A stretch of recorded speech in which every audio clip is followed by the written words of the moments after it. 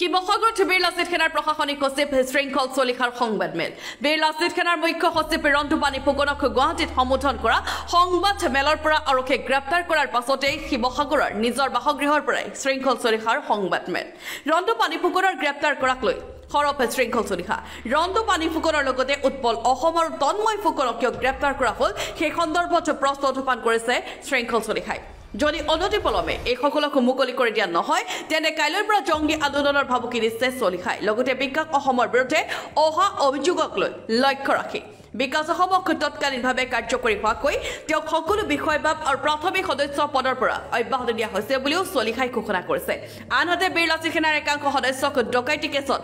সংযোজিত কৰি গ্ৰেপ্তাৰ কৰাক লৈ কেইটামান প্ৰশ্ন উত্থাপন কৰিছে শৃংখল চলিহাই তেওঁ কয় অপৰাধৰ লগত জড়িত কেইজন বীৰ লাচিত সেনাৰ হয়নে নহয় সেইটো প্ৰমাণ কৰক যদি কোনোবা বীৰ লাচিত সেনাৰ সদস্য হয় ব্যৱস্থা লওক ক'ব লগা নাই বুলি উল্লেখ কৰিছে আনহাতে বীৰ লাচিত সেনাৰ হত্যাক উৎখাত কৰিবলৈ যদি চৰকাৰে এইদৰে উঠি পৰি লাগিছে তেন্তে এতিয়া মিয়া আৰু অনা অসমীয়াই চল পাব কিয়নো এনে অনা অসমীয়াই উভত গৰুৰে নাচিবলৈ ভয় কৰে কেৱল বীৰ লাচিত সেনাৰ বাবে কেদৰে আছে একাংশ সংবাদ মাধ্যমৰ প্ৰতিও ক্ষোভ প্ৰকাশ কৰিছে তেওঁ কয় যে একাংশ সংবাদ মাধ্যমে আমাক বিচাৰৰ অবিহনে দুখী বুলি ঘোষণা কৰে কিন্তু যেতিয়া আমি দুখমুক্ত হওঁ তেতিয়ালৈকে মৌন হৈ থাকিম অকল বীৰ লাচিত সেনা কিয় টাৰ্গেট প্ৰত্যেকটো অসমৰ জাতীয় জীৱনৰ প্ৰত্যেকটো কথাত বোলে কোনোবা এটা সঁচা গোচৰত কেতিয়াবা কোনোবা মানুহ এৰেষ্ট হৈছে আমাৰ বীৰ লাচিত সেনা তেতিয়াও ক'বলৈ ভাল এতিয়া কিছুমান কথাত এতিয়া টকশ্ব বিলাক নহয় টকশ্ববোৰ এতিয়া নহয় যেতিয়া মোৰ ওপৰত এটা অভিযোগ আহিছিলে যে মই এজন অনা অসমীয়া মানুহক থু মাৰিছিলো তাৰপিছত মোক ওপৰত যেতিয়া এনএছএ লগাইছিলে এনএছএ লগোৱাৰ দিনা বা এৰেষ্ট কৰাৰ দিনা ঢেৰ টকশ্ব হ'ল কিন্তু যেতিয়া মই জেলৰ পৰা ওলালো তেতিয়া কিন্তু এটাও টকশ্ব নহলে আৰু তাৰপিছত মোক যে ন্যায়ালয়ে ক'লে যে শৃংখল চলিহাই মানুহজনৰ ওপৰত থু মৰা নাছিলে তাৰ ওপৰত আৰু টকশ্ব নহলে টকশ্ববোৰ আমি থু যে নাই মৰা বুলি ন্যায়ালয়ে ক'লে তেতিয়া কিয় টকশ্ববোৰ নহলে থু মাৰিছো বুলি ভুৱা অভিযোগ দিওঁতে কিন্তু টকশ্ব ঢেৰ হ'ল কিন্তু যেতিয়া আমি ক্লিন চিট পালো তেতিয়া কিন্তু তাৰ ওপৰত কোনো টকশ্ব নাই আমাক অপৰাধী সজাই দিলে কিছুমান সংবাদ মাধ্যমে আমাক অপৰাধী সজাই দিলে তেওঁলোকে